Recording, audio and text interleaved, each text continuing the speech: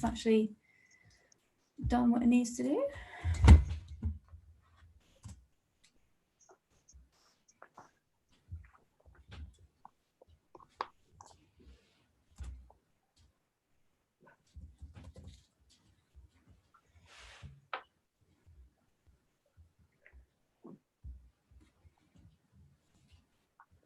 Right, I think that's it.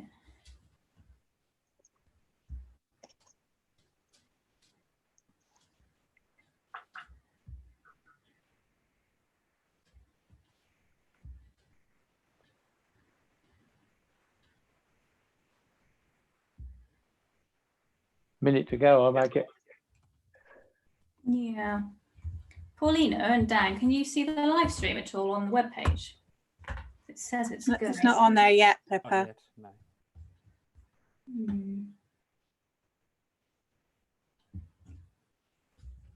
No, I'm just checking. I've just refreshed my YouTube screen. It's not showing yet. It is 2 o'clock. Okay, hang on.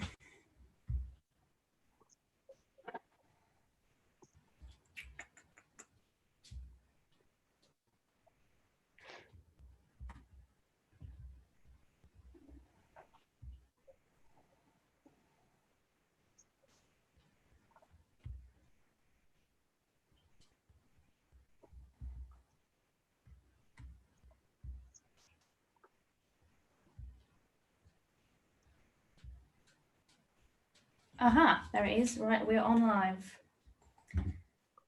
Okay, can we start? Yep, Lido, happy to start when you are. Right. I'd like to start by welcoming those members of the public and press who are watching this live stream of this meeting through the Council's YouTube page. Due to government guidance on social distancing, this meeting is taking place remotely in accordance with the legislation. In order for this meeting to run smoothly, I ask several things from members. Firstly, that you keep your video cameras switched on at all times, with your microphones muted except when you're invited to speak. Officers will join us to introduce their reports in the usual way, and members wishing to ask questions or to make comment should indicate this by clicking their raised hand function in participation screen. When I invite you to speak, please unmute your microphone and make your comment or questions, and then mute yourself again. As this with all new systems, it may run into technical problems, and for this I ask you to be patient, and should this occur, I will declare an adjournment while the fault is addressed, and then the public broadcast will be paused. If that is not possible, the meeting will be adjourned. If that's not possible, the meeting will be adjourned until such time as it can be reconvened. In your connection fails during the meeting and you're unable to reconnect one of the Democratic Services team, I will contact you. Finally, I would remind members that all virtual meetings are recorded. And before we move to the first item, I will begin by calling the names of the Cabinet members to establish their presence. Pippa, could you do that, please? Yes, thank you, members. So when I call your name, if you could just turn your microphone on and confirm that you're present for the live stream. So Councillor Holditch, you've just confirmed by speaking there. Councillor Fitzgerald? Yes, present. Thank you. Councillor Allen? Yes, I'm present. Thank you. Thank you. Councillor Ayres? Present, yes. Thank you, Councillor Ayres. Councillor Sereste? Present. Thank you. Councillor Farouk? Yes, I'm present. Thank you. Thank you. Councillor Hiller? Yes, I'm present. Thank you. Councillor Seaton? Present. Thank you. Thank you. And Councillor Walsh? Yes, present. Thank you. Thank you very much. And on to the officers, Gillian Beasley? Present. Thank you. Fiona Macmillan? Present. Thank you. Peter Carpenter? Present. Wendy Ogle-Wellborn? Present. Amanda Askham? Present, thank you. Thank you. Dr. Liz Robin? Present. Thank you. And Steve Cox? Present. Thank you. And just to confirm, myself, Dan Kelly, and Paulina Ford are here as Democratic Services Officers. Thank you. Back to you, Chair. Right, Mr. Turvey, apologies for absence. I believe we have one. Yes, we have apologies from Councillor Bashir as Cabinet Member and also from Sue Grace as an officer. Okay. Any declarations of interest, members? I'll take that as a no. Okay. And we turn to the minutes, which were held on the 27th of January, and which is the shareholders meeting, cabinet meeting. You're happy to approve those? Agreed. Agreed. Do you want to move in a second, Pippa? Yes, please. Yeah. Can I take yours as a mover, Councillor Seaton? Yes, happy to. Thank you. Seconder, please. Happy to second, Leader. Okay. And you're all indicating that you're happy with those. Thank you. 3rd of February, Cabinet meeting. Is it your wish that they're a true record? Could I have a mover and a seconder, please? Happy to move, Leader. Yeah, I'll be seconder, John. Did you get those, Hiller and Farouk? Yeah? Yep. All happy with that? No dissension. Thank you very much. 25th of February, budget meeting on pages 13 to 16 of your book. Can I have a mover and a seconder for that, please? Happy to move that, Leader. Okay. A seconder, please. Happy to second, Leader. Thank you, Peter Hiller. Thank you. Okay, strategic decisions. I think I'm moving to item 4 now, am I not, Pippa? Yep, that's correct. Right. Could I ask Chief Executive, Mrs. Gillian Beasley, to introduce this item, please?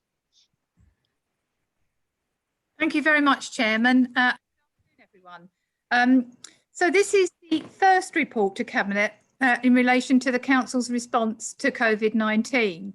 And to some extent, it's historical because, of course, this emergency started some time ago. And the first part of paragraph 4 of your report indicates the government announcement for lockdown by the Prime Minister on the 23rd of March, and also the passing of the Coronavirus Act, which was to support the country's response and indeed our response to COVID-19. The report then moves on to discuss the work of the Local Resilience Forum. And for those that aren't familiar with the Local Resilience Forum, it's a group of what we call Category 1 responders, and that includes local authorities, the police, it includes the fire, ambulance service, health, public health, and also other organisations. And they come together and they're charged with the responsibility of planning for emergencies. And of course, the emergency in this case is the COVID-19 emergency. And that group of people mobilised the influenza pandemic plan early on, probably in February. And it's under that plan that forum is now working. That plan requires a group to be set up called the Strategic Coordinating Group. And that's basically just the group of those Category 1 responders, which includes Peterborough City Council. And basically then they're charged with the responsibility of strategically planning the action face this emergency, this virus. The Local Resilience Forum is also supported by a number of subgroups, and they include a communication subgroup, one that looks at community issues, one that looks at PPE, and also the recovery from this emergency. So there's a strategic group and there's a set of operational groups that also help respond to the emergency. So I'm part of the strategic coordinating group. I'm the co-chair alongside Jan Thomas, who works for the CCG. And we've been chairing this group since March. And that group declared a major incident on the 23rd of March, which coincided with the government's lockdown. And that group is still working and it still works on a day-to-day basis. So that kind of sets a context. So there's government response, there's response from the LRF, but I'm now going to move on to the response of Peterborough City Council because that's the subject of this particular report. So in your report, you'll see that there is a governance structure set up which enables myself and the directors to report into the Cabinet the actions that have been taken to support our work on this emergency, to support the COVID-19.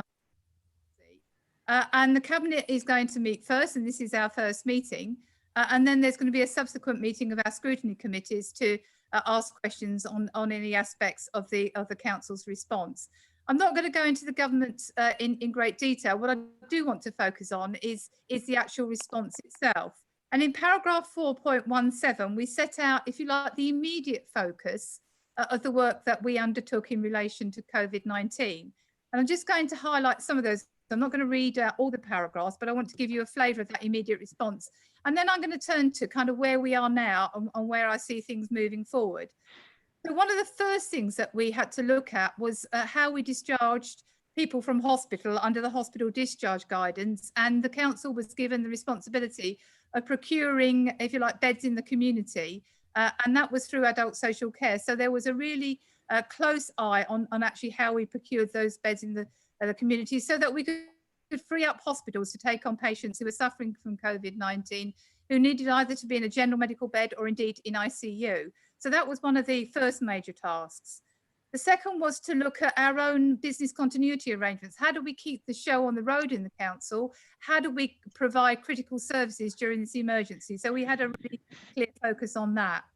We were also given the responsibility by government to look after, if you like, and protect what we call the shielded people who aren't allowed to leave their house because of underlying health conditions or serious health conditions. And we were required to set up what was called a coordination hub to be able to deliver food and medicines to those people and other services, whilst the government's response to those individuals ramped up and were able to take over from us. And we're still involved in doing that, as you will hear later on. But we were also charged with the responsibility of setting up, if you like, a Peterborough hub, where vulnerable people who were self-isolating, who had those underlying health conditions, couldn't leave house. How could we support them with shopping, with food deliveries, with medicine, and those kind of things? So that was also an immediate focus. You won't be surprised to know that vulnerable children was also a focus too, and that was particularly around getting vulnerable children into schools, but also setting up schools so that they could receive the children of key workers, because of course we had a range of key workers for NHS and for our own services who need to be at work to actually respond to this emergency. So there was a real clear focus on that. We also were given the responsibility of getting rough sleepers off the streets and into accommodation. And that was obviously a large task and an important task that we were given early on. Alongside that, we had to make sure that our own staff were deployed in the right way, that those who weren't working on critical services could be redeployed into some of our community responses. So there was a massive exercise about making sure people were working from home where they could do, and where they came into work, their welfare was looked after. So that gives you a flavour of the scale of the tasks that we immediately faced.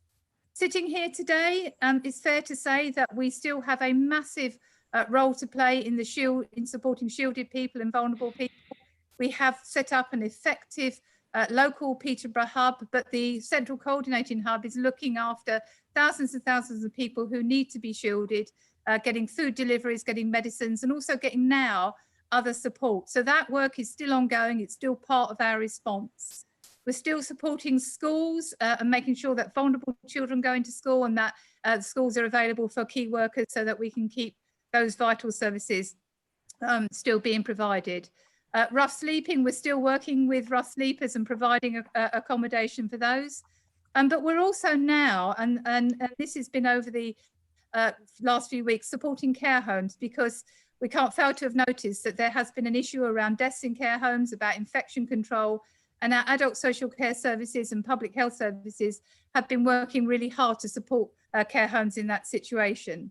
We've also been charged with a responsibility to, in the new tracking and tracing world. So we've got NHS sorting out the testing of people, but the responsibility for local tracking and tracing has been given to local authorities, and we're still waiting government guidance to understand exactly what that role is. So we'll step into that shoes. We're also open today the household recycling centres, and I understand we'll have some discussion about that in the Cabinet today. And so, if you like, the response that we made at the beginning, the looking after vulnerable people, the shielded group, and the care homes, is all part of what we're still continuing to do. And it's still an intensive kind of environment that we're working in. I also wanted to say, obviously, we had the government announcement yesterday. The Prime Minister made some clear statements to us, and we know that we're going to get some detailed guidance by Wednesday to actually explain what this means in practice. And so we will be going through that guidance to understand how we need to apply this and how we move forward, both for schools, for our own organisation and for our services. But uppermost in our minds will absolutely be safe, keeping our staff safe as we moved out of lockdown. And I think it's fair to say for local authorities, we have kind of two, not competing, but I think complementary responsibilities now. The first one, we are still, as far as I'm concerned, in the response phase. We're still supporting vulnerable people. We're still supporting those that are shielded. We're still supporting care homes and care staff and care workers and care providers at this point in time. So we are still in the emergency response phase. But at the same time, as a result of the government announcements, we're moving towards coming down and a lockdown in a safe way, making sure that we recover our civic society and society generally very well. But we also support, and you will have all seen this as I, the excellent and incredible community response that we've seen from individuals and from organisations who stepped up and been helping us and helping lots of people out there with food deliveries and with all the kind of things that people have needed. Community response fits with our Think Communities work, and we need to preserve and protect that. But also, how do we recover our economy, working with the combined authority and also our business community? And the recovery work is, as I say, sitting alongside the response that we're still having to make to keep people safe and to keep the vulnerable safe. So for local authorities, the response is still there. There's still a huge amount of work to do, and we're still mobilising to support that. And also we'll be at the forefront and in the vanguard of making sure that Peterborough recovers from this and recovers well in a whole range of things, which I'm sure we'll discuss in the meeting today. Chairman, that's all I wanted to say by way of introduction, and the directors are here to answer questions, and also I'm sure there'll be contributions to be made as Peterborough. Thank you for listening to me. Thank you.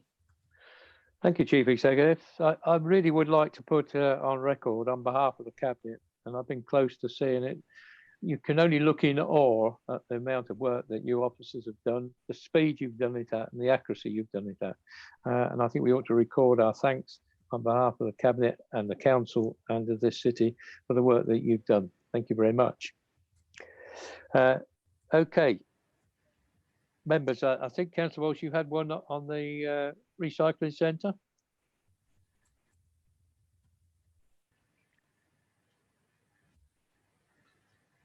Councillor Walsh, demute yourself. Oh, no, you turned your video off.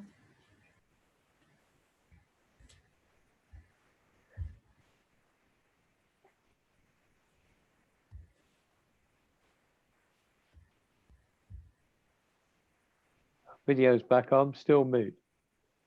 Video's off.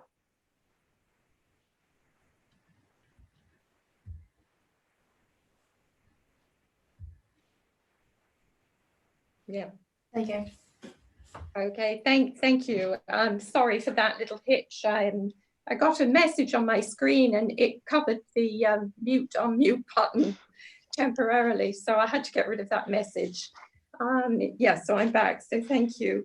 I'd like to say also a thanks to Gillian and all the officers. I thought that they mobilised a response to this in absolutely record time. It was amazing to see the way they went from a plan to an effective action, and can't thank them enough. Well, I have a couple of questions, if I may, both of them. First of all, is the recycling centre. We all know that that's opening now. Is that going to be operating normal hours? Mr. Cox. Thank you, Leader. Thank you, Councillor Walsh, for your question. Yes, it is today, first day that the recycling centre has opened between 8 and 6. So far, so good. There were some queues early on this morning, people trying to access or queuing before the site had opened. I think it's important to stress that 8 o'clock is the time it opens, and we need to allow the workers to get in and open up the site. So if we could stress but not to arrive before 8 and to allow the site to open. We would prefer that, and also to reinforce the messages around essential waste only in response to the guidance the government have provided. If you can't store your waste safely at home, then you should use the HRC, you should use the recycling centre. If you can store it safely at home, then please continue to do so. Thank you. And we ought to add to that, for this one, maybe in a week's time we'll be in a different place, but no trailers or vans this week. Okay. Thank you. May I ask my second question? Yes, please do. Okay, the second question is in regard to the community response. And I see that we've had an absolute army of volunteers coming forward to help support the work of the Peterborough Hub.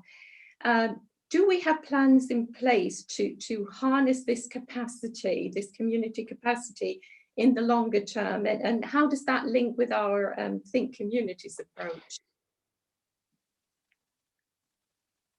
Maybe that's best for Wendy. Wendy should answer. Yeah. Okay, thank you very much, Councillor Walsh. I'll answer your questions. So I'm leading the Peterborough Hub, and as you say, absolutely delighted at the amount of volunteers we've had come forward to actually offer very neighbourly help and support, as well as specific support. What we've been very focused on is making sure that the volunteers are linked to existing agencies and organisations, because it is really important that any volunteers have support and training to support them doing the job they've come forward to do. So some examples are, we've got a number of volunteers who are working in our food bank, which is very welcome, because some of the staff in the food bank are actually having to self-isolate because they've got underlying health conditions. So those volunteers have enabled our food bank to run, which is really important at this time. We've also got volunteers who are working with children with disabilities with Little Miracles, and also with our parent carer forum. Our volunteers are also linked to our wide range of voluntary sector organisations in Peterborough. We've got about 90 voluntary organisations and community groups who are working with us to provide the support that people need within Peterborough, and we're linking the volunteers in there, as well as volunteers working in our Peterborough Hub, taking calls for help and support. So we're hoping by linking them in with existing agencies and organisations and supporting them well, they'll want to continue volunteering going forward. And we're also working really closely with our parishes and our town councils, because they've galvanised the support of many volunteers as well. Can I ask you a supplementary question to that, Wendy? I know there's been so many, we've not been able to use everybody, but are we communicating with those people? Yes, Leader, we communicate with them on a very, very regular basis. I think it's actually weekly we communicate with them, and we do keep them informed. And as we've said, actually, our work is going to go on for quite a long time. People are going to continue to need support. And we are actually putting forward as many options as we can to use them. Are you happy with your answer, Councillor Walsh?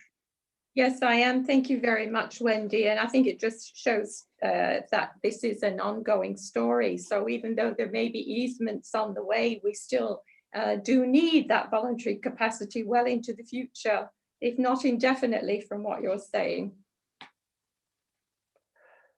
Thank you. Could you mute again, please? Thank you very much. Councillor Allen, I believe you have a question on rough sleepers.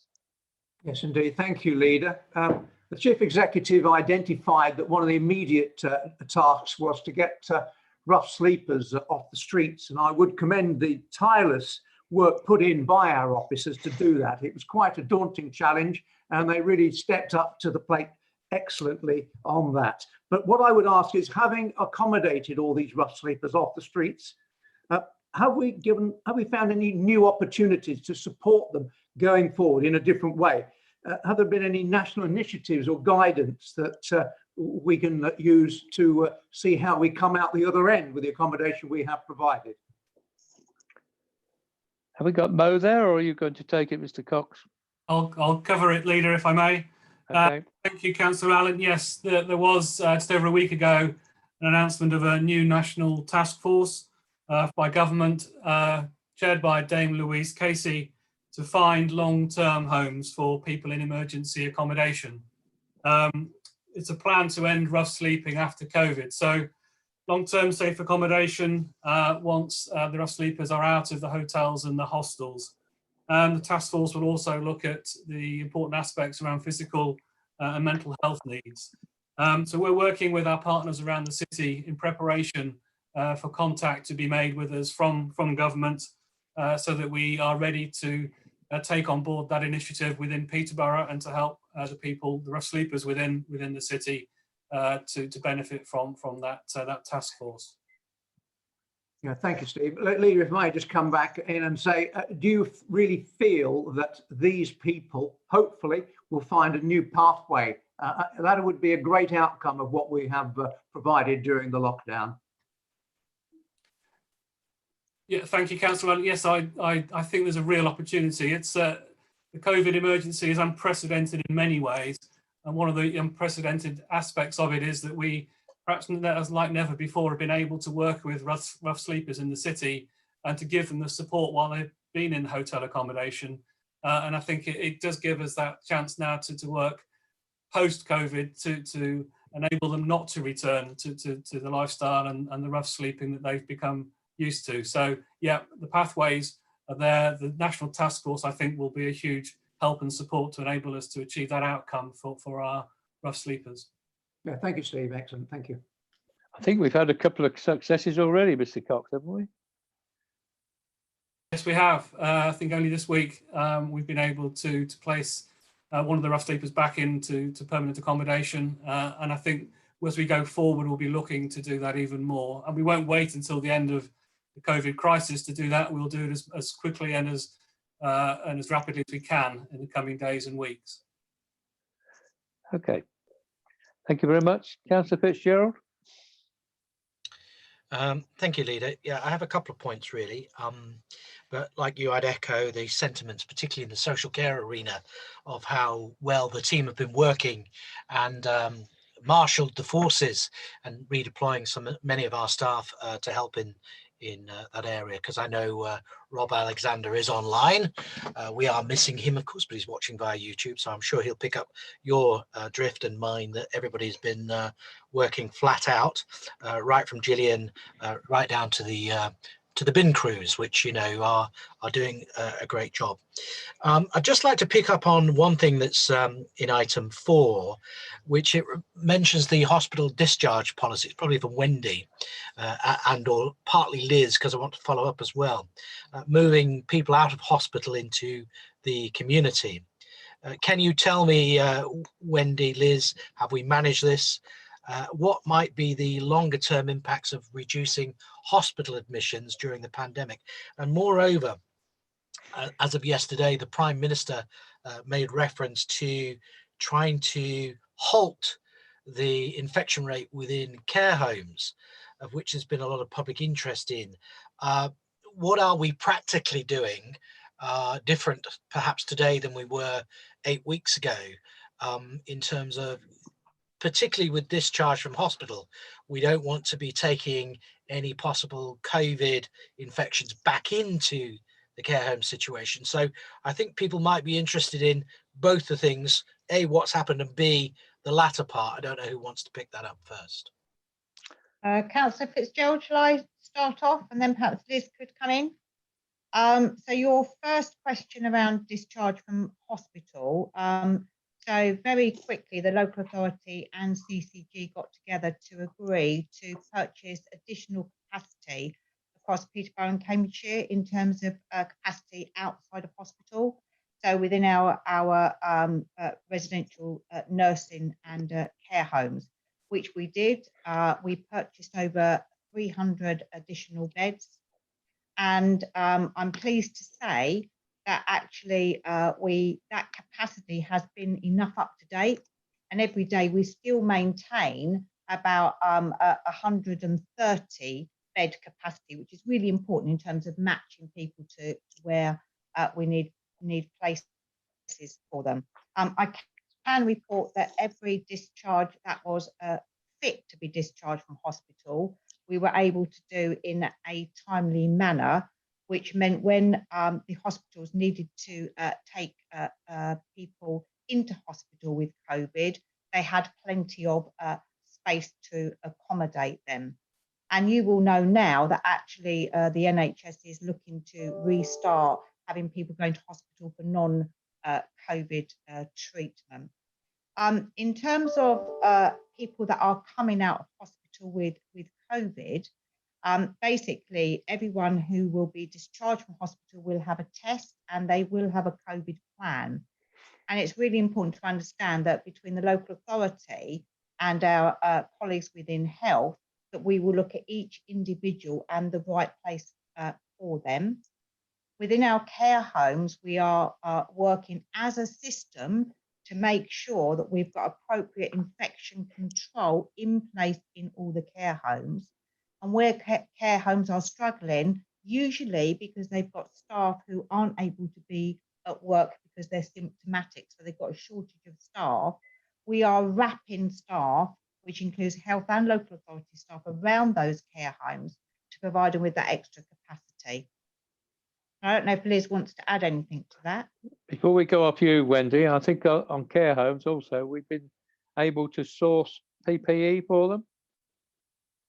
So in terms of PPE, so just to be clear that obviously our care homes are independent care homes and they've always had to source PPE even before the COVID epidemic. So first and foremost, they are required to source their own PPE, but where they haven't been able to do so, and there has been occasions, the local authority has provided emergency PPE for them. And this was before the Local Resilience Forum had a central hub for PPE. Now it has got a central hub for PPE. Care homes can contact us and ask for an emergency supply as long as they've got less than 7 days left within their stock. I think that's also true of Thorpe Hall, isn't it not? Sue Ryder? So sorry, Yeah. Leader. Oh, sorry, Liz. I can respond on that. Yes, they have certainly been in touch with the LRF PPE Hub. We know that they are in touch with them and are able to ask them for an emergency supply if necessary. Thank you. So can you now answer Councillor Seaton's question, please? I can certainly comment on the Councillor Fitzgerald's question on people perhaps not going to hospital with conditions that are not COVID. And clearly that has been of concern to doctors and health professionals in that it appeared that people with quite serious emergency conditions like heart attacks or stroke symptoms or meningitis symptoms at one point were worried about going to hospital and so may not have been seeking healthcare when they needed it. So that is something of concern, and the CCG has run a campaign encouraging people with urgent health conditions to, depending on the level of severity, to call 111, contact their GP, or if it's very urgent, call 999. And then if they're advised to go to hospital by a health professional, to go and understand that it's important to get medical treatment for some conditions that are not COVID. And that is the safest thing to do. So that's a campaign that the CCG has run, I think with some success, and they have seen some increase in attendances is my understanding on that basis. John, if I may then just follow up on Liz and Wendy's answers. I think from my perspective, I'd like some more detail about the process of infection control in care home settings, particularly for those discharged from hospital, because there seems to have been a growing trend as reported nationally. It would be nice to know locally. I know we had a couple of instances, particularly Philia Lodge and PJ Care in Breton. So a few where there were high cases. I suppose, are we seeing the trend going down? I think we need to reassure the public in terms of that generality.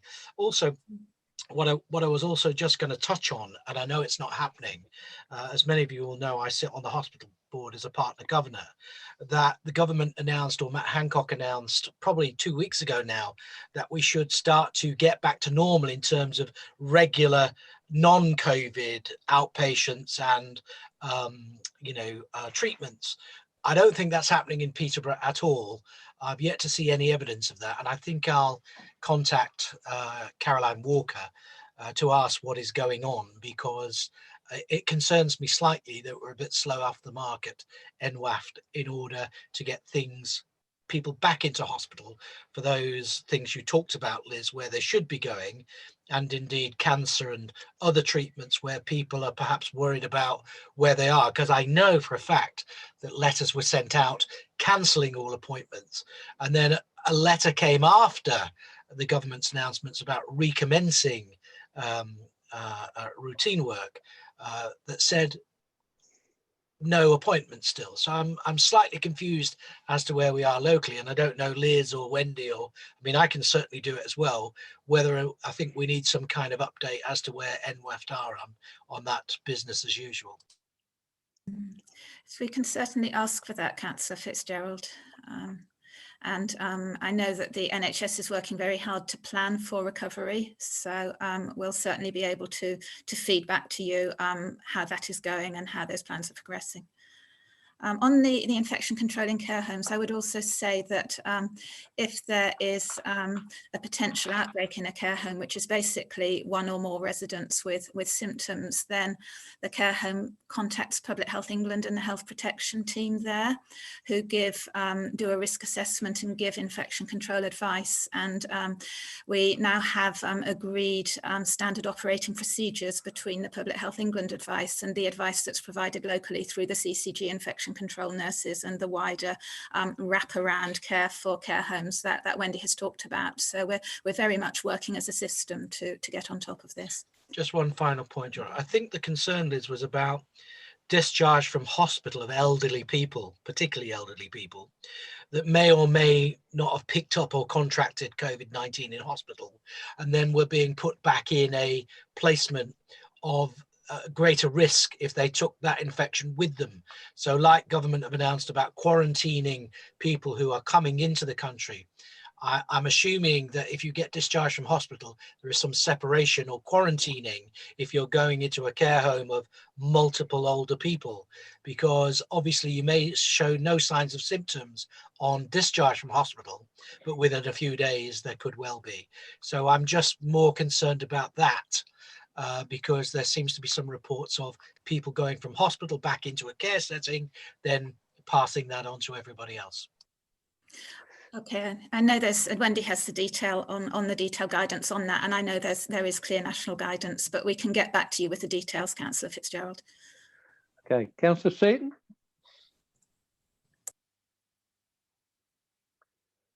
Thank you, Leader. Okay. Thank you, Leader. I've got less questions than I had, so thank you for that, officers. Can I just follow up on that infection control to care homes? I was told by someone the other day whose partner's mother works at a care home that an elderly resident had been admitted to hospital with the virus and still with the virus, then being placed back in the care home. Now we have been told that people are being tested before they go into care home. They shouldn't be put in a care home if they've got the virus.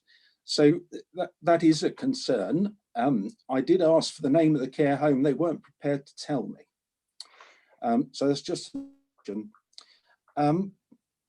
Could Wendy just talk a little bit about support for disabled people, specifically during this time? And perhaps also, I saw something in the report about an increase in sexual violence and a concern over funding. Could you cover that as well? I'll Steve do my best, Cox, I'll go through them carefully, and then officers can pick them out. Steve Cox, I've got a couple of questions. One is, there has been concern over burial space in the Muslim community, and perhaps you could give us some assurances there. Another point is, as we move into the recovery phase, Steve, I've already seen some councils introduce social distancing on paths, new signage. I've had some people contact me about cycle routes, so suggesting that Crescent Bridge, we should take out a lane for cycling, and from TK Max through to Waitrose, we should take out a lane for cycling. So could you just generally talk about what we're thinking about in the city for cycling and walking as we move forward? Right, I think Wendy. those are most of the questions, Leader. Thank you. Wendy first. Thank you. So Councillor Seaton, I'll take your first point about COVID positive patients leaving the hospital. So what I can reassure you is that is a topic for a discussion between local authority and health on a regular basis. And each person that leaves the hospital will have a test, and we have agreed they will have an individual COVID plan. Now, obviously, some of the people that have gone into hospital have come from a care home, which is actually their home. And we will work with each individual home to see what their circumstances are. So some of the larger homes do have the ability to have an area where people can be isolated, others don't. So everything will be done on a case-by-case basis. Equally, there will be people that leave hospital that go into their own homes. And obviously we want them to be able to go home, and we will have workers that go in there to support them. But I do want you to be reassured that each case will be looked at in terms of their individual needs, and also looking at, you know, where their home actually is and whether it is safe for them to be accommodated back in that home or not. We're working, you know, very successfully alongside our care homes in respect of that. In terms of disability, if I talk about my work with the Peterborough Hub, we're doing a lot of work to support people with a disability in terms of delivering shopping for them, but also delivering medication and any other services that they need. So we do have quite a lot of had a lot of calls, particularly with people that have got sensory impairment. Actually, we've got a high level of calls in that area. We've also been able to look to see whether we've got any additional equipment or assistive technology that can help disabled people be more independent at this current time. But again, you know, we are encouraging people who have got disabilities or any other additional need to make contact with the Peterborough Hub to access that support. In relation to domestic violence and domestic abuse, there has been some additional national money that's come down to support us in that area. We are seeing a slight rise in the referrals around domestic abuse, and I am pleased to say that we do have the capacity to respond to that at this current time. Thank you. Thank you, Wendy. Mr. Cox. Thank you, Leader. I'll certainly come back on the cycling points. I'm not sure whether on the burial space. If not, I can come back to that later for Councillor Seaton. On the announcement over the weekend on the reallocation of road space, government to provide more space for cycling and pedestrians. The rationale behind that is that people will be nervous about going onto public transport, and we encourage people only to be able to use their cars. So that guidance has come through. We're looking at a number of across the city that could possibly fit with that guidance, and that work is going on today, and we hope to be able to share that with Councillor Hill Holditch later today or tomorrow, so we can begin to see the type of schemes that might fit with the guidance that we could put forward. The funding that was announced by government going along with the guidance was around £250 million this year nationally, which is part of a £2 billion fund, and there will be an allocation through the combined authority, we understand, of a proportion of that amount. So what's really important for us in the city is to get ready with schemes that we want to see brought forward that coincide with guidance, but also coincide with our ambitions and expectations we have for cycling and pedestrians in the city.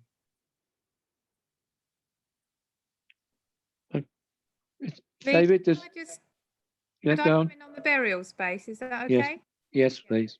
Okay, so on that particular issue, in the probably early stages of this emergency, we identified that as an issue and have checked carefully with our service to ascertain the availability of space for our Muslim community, and we fairly early on discovered that we have sufficient space, and we convey that to that community who are satisfied with our response. Thank you. Thank you, Gillian. David, are you covered? No, that's some excellent responses. Thank you very much. Thank you. Can you take your hand down then, Councillor Fitzgerald, please?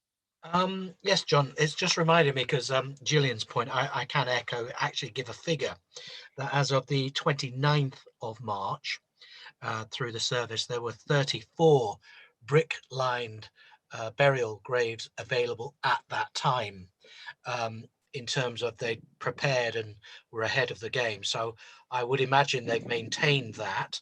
The longer-term issue of space in itself, there is no problem with space in the current situation.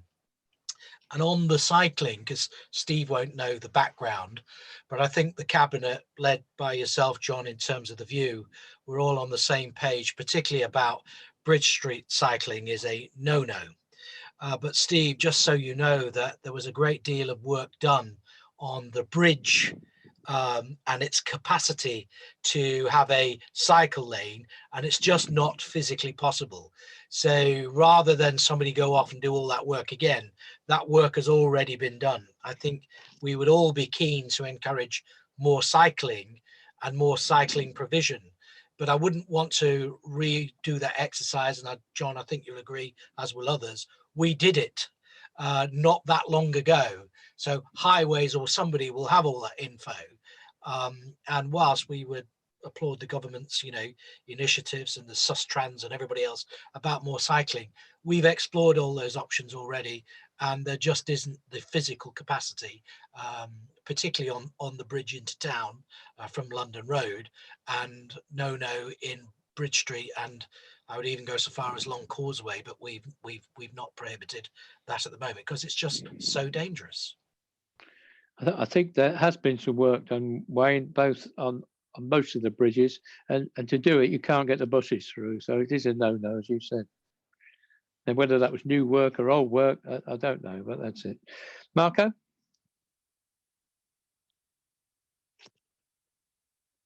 Councillor Seresti, you got your hand up? Yes, I was just unmuting myself. Oh. Just in case. Yeah, a couple of very minor things. I was going to confirm that the bereavement, as you know, it comes within my portfolio, and I've been keeping a very close eye on it. And I was just going to confirm there doesn't appear to be any issue, even with all the emergencies that we have today. The other thing, in fairness to the hospital, I must admit I have a personal issue which I need to have dealt with, and it was put on the shelf because of the emergency. I've already had a letter back from the hospital saying, do we want to have a chat, and do we want to see now how we can pick it all back up and go forward? So clearly they're beginning to get back to normality, and to be fair to them, they're obviously on the ball. So that's really, really good news. As far as cycling is concerned, there's a lot of, believe it or not, there's a lot of social interest in cycling, and I would have thought that perhaps one of the things we ought to do first, Steve, is to actually make sure that all the cycling lanes and stuff like that we've got now are properly operational and not overgrown, are properly clearly marked, and are repaired so that they can be used properly. Now, for the thought, that would be a really good start. We do have somebody within the council who is very switched on with all the cycle lanes and stuff like that, and what we may and may not need. And without duplicating the resources, that young man, I'm sure, will be able to advise us on what is needed. I mean, clearly, we all agree we need to promote and improve cycling within the city. But you know, I repeat, a really good place to start would be to make sure that that what we've got works and is usable. Thank you, Chairman. I agree entirely with that. I mean, 52 miles for the green wheel, and it does need better maintenance than it currently has. So I think it's a good opportunity if we can get some government money to do it. Yeah. Well, I understand, Leader, that there's a lot of money available. So let's make the best of it if we can get our hands on it. Absolutely. Thank you for the question. Councillor Hiller. Just to confirm, Leader, in listening to Councillor Seresti, that work is in fact already in hand, and I'm more than happy to update all Cabinet members and anybody else that's interested, probably from tomorrow afternoon. Okay. While we've been talking, your office has been trying to fix up that date. Keeps coming through on the top of my screen. Thank you, Peter. Everybody, no more questions on that item 4? Then your recommendations are set out on page 17 of your plenary. Do you have a proposal and seconder?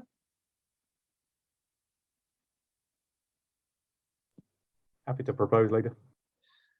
Councillor Hiller, seconder, please. Happy to second it, John. Thank you. Everybody happy? Thank you very much. I'll take that as a yes. Okay, right. Then we move to the council's financial position, which is item 5. Are you introducing that, David, or is Peter? I'll introduce it, Leader, if that's okay. Thank you, David. So, item 5, and obviously the report needs to be read in conjunction with the report we have just covered. It sets out the council's updated financial position, taking into account all the work being undertaken on COVID-19. Clearly, we'll continue to serve and support the community to protect vulnerable people and provide critical local government services through this crisis. But the report focuses on the financial pressures linked to delivering these key ongoing services. I would say truly finance is secondary to saving lives. The report split into 4 distinct sections. Firstly, an analysis of support government has granted nationally and how this relates to Peterborough. Secondly, cost impacts on the council. Thirdly, high-level views on the impact of tax collection. And fourthly, the ongoing impact on the revenue budget. So to take each of those in turn, the government funding, government have provided substantial support for local government, I think it'd be fair to say, over the past month. Some very significant items there, 2.6 billion of direct government grant funding for the crisis. The council share of that has been £11 million. 1.8 billion of rates relief for leisure, hospitality, retail and non-council run nurseries. For Peterborough, this amounted to £37 million of relief to these businesses. 12.3 billion of grant support to rural and small businesses, leisure, hospitality and retail. The City Council was awarded 34.5 million and 500 million for those receiving council tax. That's worth 1.6 million to us. I just want to talk briefly about the grants. I think a lot of people will have heard about the £10,000 and £25,000 grants that have been available. I'm able to say that as of today, we have made payments to 93.26% of applicable businesses. That's nearly 2,300 businesses and over £27 million. To put some context on that, we are actually 11th best council in the country for getting these grants out to local businesses. We are the only council in Cambridgeshire to have hit the government's 90% target. And to give a couple of examples, Welling and Hatfield delivered 80%, Luton 54%, Preston 54%. So I'm really pleased we were able to help so many local businesses so quickly. Overall, the council has had £64 million of support granted and delivered to the business community in April. Secondly, the cost impacts on the City Council of COVID-19. And that's been felt across all departments, and it falls into three broad categories.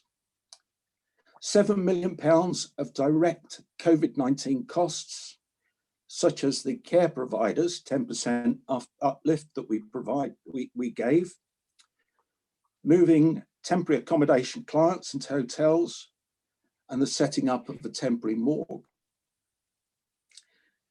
The loss of 6.8 million of commercial income. And that's our current estimate. So things like parking and planning income could reduce by up to 40% this year.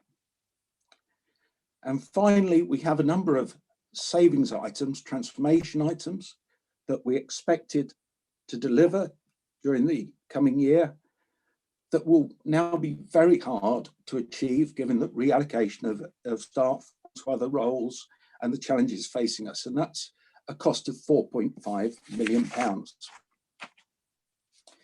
And those figures are being continually reviewed on a monthly basis.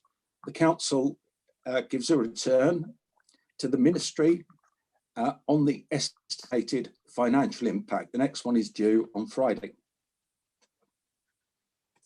Thirdly, I just want to say a few words on the high level impact on council tax collection. You know, we collect £91 million of council tax and £67 million business rates. I think we know that given the impact that the virus has had, there will be significant issues with people's individual financial positions. At present, our estimate is that could be something like a £15.8 million impact on our cash balances. Figures for April show that council tax collection has reduced, business rate collection has reduced, and that is in line with the estimates that we've put forward to government. Fourthly, the ongoing impact on the revenue budget. Presently, we have in total around £18.3 million worth of pressures. And what I've given you is £11 million of government funding. So we will need to draw £7.3 million from reserves. That will leave the council with £6.6 million of usable reserves. Given that the council needs to continue to provide vital services and rebuild our budget in 21-22, the 6.6 million reserves and timing considerations mean that additional help will be required from the government to get a balanced budget position in 21-22. We'd already started detailed planning for that year, but all our assumptions and associated impacts will need to be reviewed. What I would say is, you know, we're no different to any other council in this regard. We really are no different. There are regular calls with the ministry, with MHCLG, and I think that is a common concern across the whole of local government. I think that's all I wanted to say, Leader. I'll leave it there, but I'm very happy to take any questions. Thank you. I don't want to embarrass you, Councillor Seaton, but I think that was an excellent and professional report. Thank you very much. Right, Councillor Hiller. Just unmute myself, Leader. David, yes, I agree with the Leader. That was a particularly comprehensive report, and I thank you for that. Very easily understood as well, which is always very, very useful when you're talking financial issues. My question really would be, what is your view of the Council's ongoing financial position in the medium term? Thank you, Peter. I'd like to ask our Finance Director to answer that. So you're not hearing from a politician, you're hearing from someone who lives and has lived it day to day for the last few weeks. Peter Carpenter, would you like to respond to that? Yes, thank you, Councillor Seaton. As for 151 officer, Peterborough, like many other councils, have estimated costs due to COVID for this year, which exceed money we've received or are going to receive from government to date. I think it's very important to put things in context. We're doing a lot of work as a sector with MHCLG, so they understand where costs are coming from. Indeed, we've seen a difference in allocation of MHCLG money between tranche 1 and tranche 2 in terms of trying to target where costs are. Councillor Seaton is quite right in regards to any difference we have at the moment needs to be made up from our reserves, and at the moment our present forecasted position is that we would have our reserves reduced to around 6.5 million if we had to fund any increase, which would make it quite difficult moving forward to ensure that we had a balanced budget for next year. And so, like other councils, we will be joining together to lobby government for additional funding. Thank you. Well, we've got you. I've got a very similar question from Councillor Seresti. Do you want to put your question, Councillor Seresti? Yes, I'd like to know the impact of MHCLG on on our city and because of their intervention. I think they've been really good.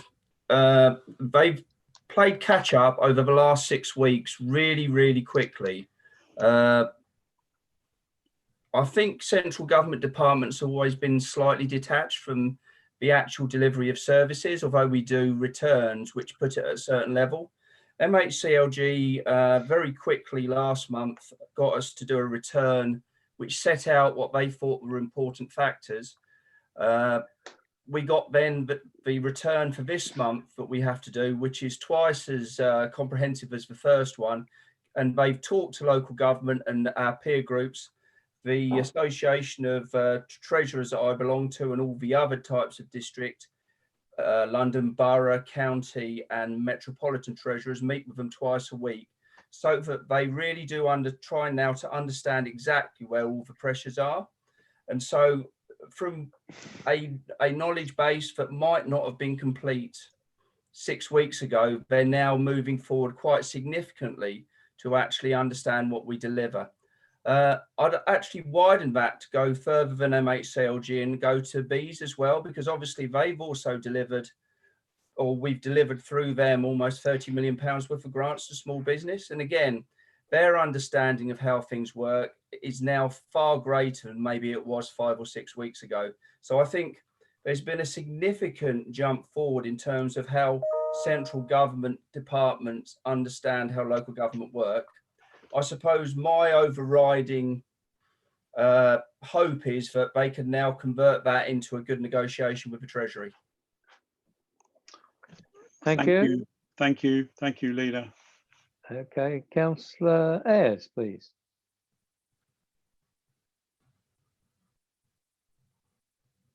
Councillor Ayres? Right. Hello. Hello. Hello. Yes. Can you hear me? We can. Thank you very much. Good.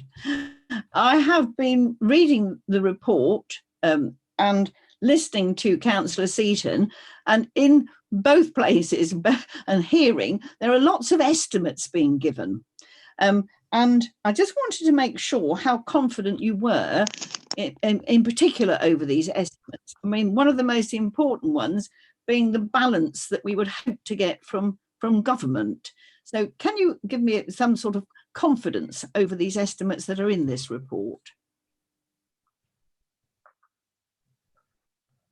Certainly. Thank you, Oh, David. Peter. I'll cover that if I may. Thank you, Councillor Ayres. I think our Finance Director has a pretty good record with estimates, but I think it's true to say that estimates by their nature are just that, estimates. But they are being checked as part of our ongoing process against actual expenditure, and they're reported weekly to, I believe it's the team led by Gillian, and monthly I bring Cabinet. I think one significant issue is how long the current emergency will run. Our initial assumptions, which is what the 18.3 million of cost I mentioned is based on, assume we are fully out of lockdown and start to get back to whatever the new normal is in July. A lot though will depend on governments. We've had that. We're currently assessing it, as the Chief Executive mentioned. You know, the recovery phase might last significantly longer. So our future estimates will need to be amended to take account of that. You know, clearly there are significant impacts on income collection. Our overall budget is significantly supported by real commercial income. We actually have a fantastic record as a council of bringing in commercial income. I think £72 million a year of commercial income. And any downturn in the economy reduces that funding stream.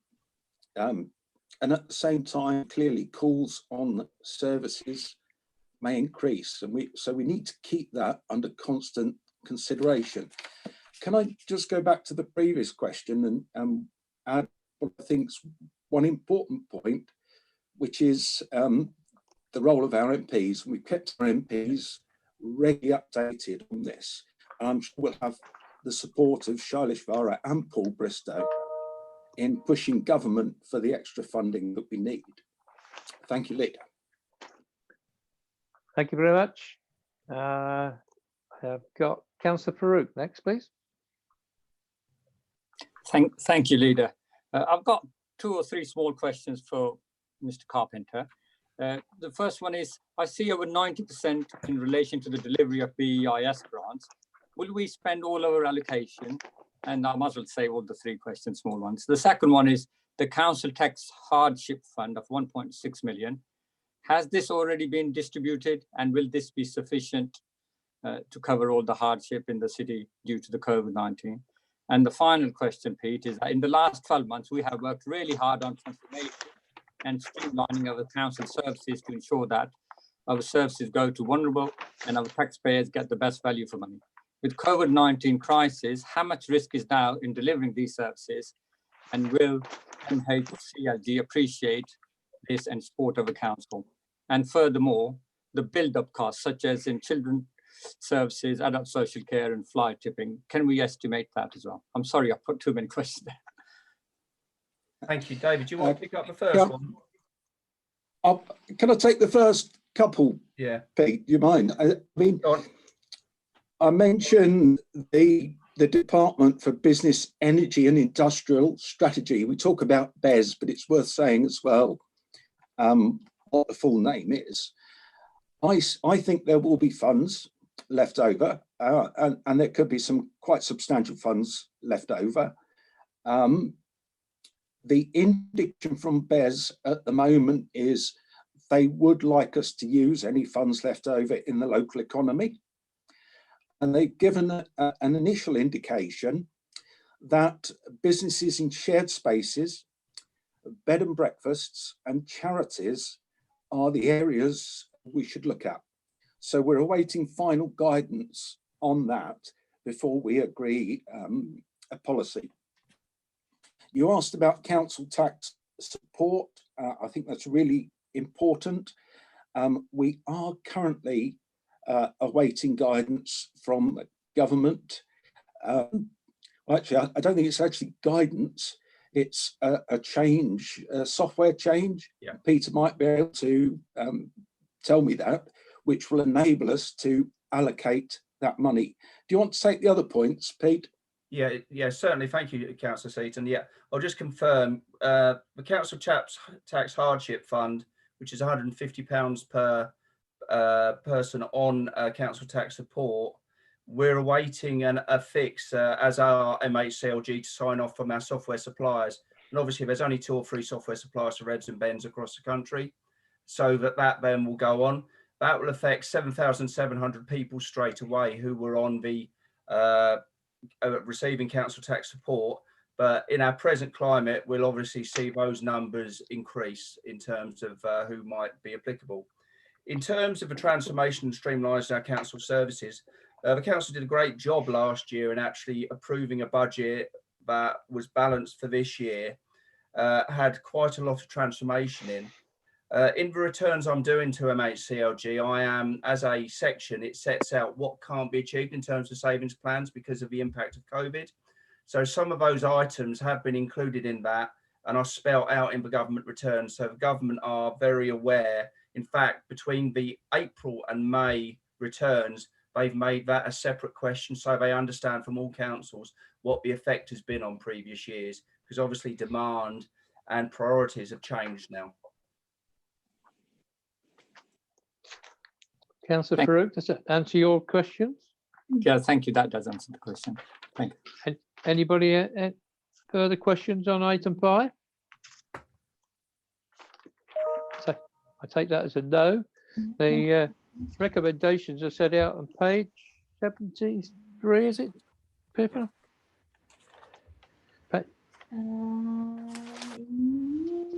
27, sorry. 27. I'm dyslexic, you see, I just got the numbers the wrong way around. Page 27. Can I have a mover, please? I'm happy to move that, Leader. Councillor Seaton, seconder. Happy to second. Thank you, Councillor Hiller. I can second that. Well, whoever. Okay, we got a seconder. Everybody happy with it? No dissensions? Okay, thank you very much. Just 2 items I'd like to bring to your attention. I think it's the business done for the day. Is I'd like to, very remiss of me, we ought to have done this at the first. If you could all mute yourselves and bow your head, please. We've lost a very valued colleague in Louise Coles. I think probably we could just have a couple of minutes silence to reflect on that, please.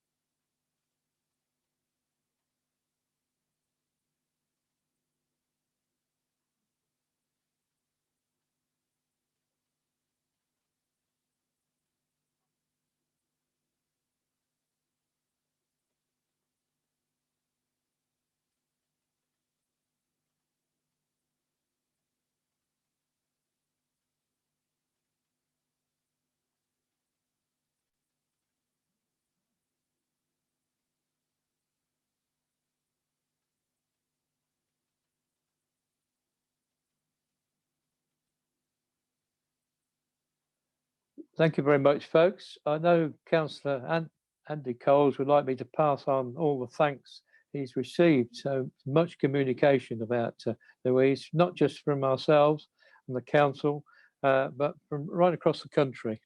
And I think he would like me to pass on his thanks to you on that. And today is his first day out of quarantine. So I think he's very pleased about that. Also, we've had a very complimentary letter from Bays about the work we did when Thomas Cook went bankrupt. They were very appreciative of our input in doing things like job fairs and things of that description. So it's very gratifying to get those sorts of letters from government. So I think, Pippa, I've covered everything, have I not? Luke, demute yourself. Yeah, sorry, Chair. We've got Councillor Seaton and Councillor Fitzgerald with their hands up. Oh, right. Okay. Councillor Seaton first. Thank Councillor you, Seaton. Leader. Yeah. Thank you, Leader. I'm sure we will all miss Louise terribly and send our best wishes to Andy. But could we also dedicate that period of silence that we've just had to anyone in our city who's had a bereavement from this virus? Thank you, Leader.